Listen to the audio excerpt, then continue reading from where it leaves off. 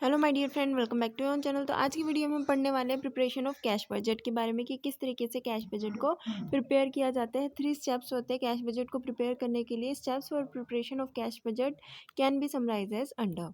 तो first step हमारा क्या होता है? First step is the selection of the time horizon for preparing the cash budget. जब भी हम कैश बजट प्रिपेयर करते हैं तो सबसे पहले हमें टाइम हॉरिजॉन को देखना होता है कि कितने टाइम पीरियड के लिए हम कैश बजट को बना रहे हैं। ठीक है, तो it differ from firm to firm depending upon the types of operation, accuracy of data, availability, stability of cash flow, etc. The time horizon should be neither too long और not too short. यानी कि जो हमारा time horizon होता है cash budget को select करने का, वो फर्म टू फर्म क्या करता है, वेरी करता है उनके ऑपरेशन के अकॉर्डिंग, उनका किस तरीके का बिजनेस है। ठीक है, एक्यूरेसी ऑफ डाटा अवेलेबल, ठीक है, स्टेबिलिटी ऑफ कैश फ्लो, इन सारी चीज़ों के बेसिस पे जो है एक कंपनी, एक फर्म डिसाइड करती है कि उसको किस तरीके से जो है कैश बजट को प्रिपेयर करना है according to the time horizon.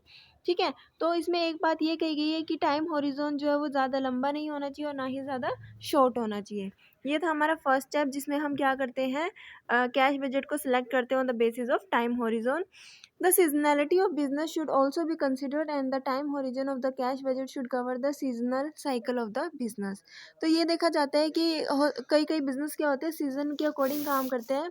ठीक है, कोई विंटर में ज़्यादा क्या होता है, बिजनेस होता है, किसी का समर में ज़्यादा बिजनेस होता है, तो उसके अकॉर्डिंग कैश की रिक्वायरमेंट होती है। ठीक है, generally a cash budget is for a year divided into quarterly monthly interval. यानी कि जो एक कैश बजट होता है वो एक पर्टिकुलर ईयर के लिए बनाया जाता है। कई बार उसको क्वार्टर बेसिस पे प्रिपेयर किया जाता है और मंथली बेसिस पे भी प्रिपेयर किया जाता है। उसके बाद आता है हमारा second step is the estimation of cash item की किस तरीके की हमारा जो है वो कैश बजट है, यानी कि कैश का इनफ्लो कहाँ कहाँ से हो रहा है, कैश का आउटफ्लो कहाँ से हो रहा है।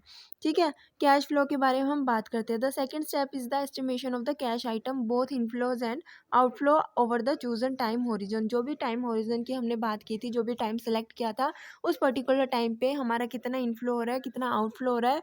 ठीक है, तो कैश फ्लो को डिवाइड किया गया है 2 कैटेगरीज में, ऑपरेटिंग कैश फ्लो और फाइनेंशियल कैश फ्लो। तो ऑपरेटिंग कैश फ्लो क्या होता है, इसके हम एग्जाम्पल की बात करते हैं। तो example of operating cash flows are cash sales, recovery from debtor, etc. while that of the outflows are salaries, factory expenses, administrative expenses. तो ऑपरेटिंग कैश फ्लो में हमने दो बातें की, एक तो है कैश का इनफ्लो, कैश सेल से, रिकवरी फ्रॉम डेटर्स, यानी कि हमने क्रेडिट पे कोई सामान बेचा तो वो डेटर से हम क्या कर रहे हैं, रिकवरी कर रहे हैं। उसके बाद आता है आउटफ्लो किस रूप में होते हैं ऑपरेटिंग कैश फ्लो में। तो आउटफ्लो होता है कि हम सैलरी पे कर रहे हैं, एडमिनिस्ट्रेटिव एक्सपेंसेस पे कर रहे हैं, तो यहाँ से हमारा क्या हो रहा है, आउटफ्लो हो रहा है। उसके बाद आता है financial cash flow. Financial cash flow major financial cash inflows are loan taken, borrowings, equity infusion, interest and dividend received etcetera. ये थे हमारे की फाइनेंशियल कैश का इनफ्लो किस तरीके से होता है। अब हम देखते हैं कि फाइनेंशियली कैश का आउटफ्लो किस तरीके से होता है। Outflow are statutory payment, repayment of loan, interest, payment of dividend, etc. For estimating these cash flows, also certain assumptions and underlying factor to be considered। ठीक है, इन कैश फ्लो का estimate करने के लिए कुछ अजम्पशंस और कुछ factors को हम क्या करते हैं, ध्यान में रखते हैं। तो फर्स्ट सेकंड स्टेप हमने पढ़ लिया। फर्स्ट स्टेप क्या होता है, सेकंड स्टेप क्या होता है। फर्स्ट के अंदर हम टाइम जो हॉरिजॉन को सेलेक्ट करते हैं कि किस पर्टिकुलर टाइम पीरियड के लिए हम कैश बजट को प्रिपेयर कर रहे हैं। सेकंड ये है कि कैश के आइटम्स को हम क्या करते हैं, एस्टिमेट करते हैं, ऑपरेटिंग नेचर्स के आइटम्स को और फाइनेंशियल नेचर्स की आइटम्स को। उसके बाद जो हमारा लास्ट स्टेप होता है फाइनेंशियल बजट को प्रिपेयर करने का, वो होता है last step is the actual construction of the cash budget की। अब हम एक्चुअली कैश बजट को हम क्या कर रहे हैं, प्रिपेयर कर रहे हैं।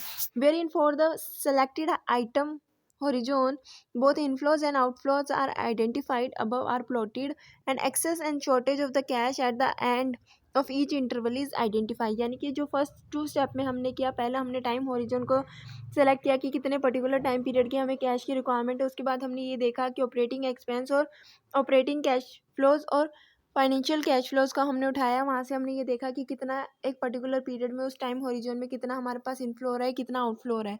इसको हम एक टेबल के रूप में एक, ठीक है, प्लॉट करेंगे। इसको बनाने के बाद हम ये देखेंगे कि पर्टिकुलर हॉरिजॉन में पर्टिकुलर टाइम पीरियड में इनफ्लो ज़्यादा है या आउटफ्लो ज़्यादा है। अगर आउटफ्लो ज़्यादा है तो हमें पैसे की रिक्वायरमेंट है। ठीक है, अगर इनफ्लो ज़्यादा है तो इसके मतलब यही है कि हमारे पास एक्सेस मनी है, जिसको हमें क्या करना है, यूटिलाइज करना है, उसको हमें इन्वेस्ट करना है शॉर्ट टर्म पीरियड के लिए मार्केटेबल सिक्योरिटीज़ में। ठीक है, accordingly plan can be prepare for investment of surplus cash in surplus cash in case of excess और financial requirement in case of shortage. तो ये थी हमारे किस तरीके से हम जो है फाइनेंशियल बजट को यानी कि जो कैश बजट है हमारा उसको प्रिपेयर करते हैं, क्या क्या स्टेप्स हमें फॉलो करने पड़ते हैं। अगर वीडियो अच्छी लगी तो लाइक शेयर सब्सक्राइब करना मत भूलना। Thanks for watching.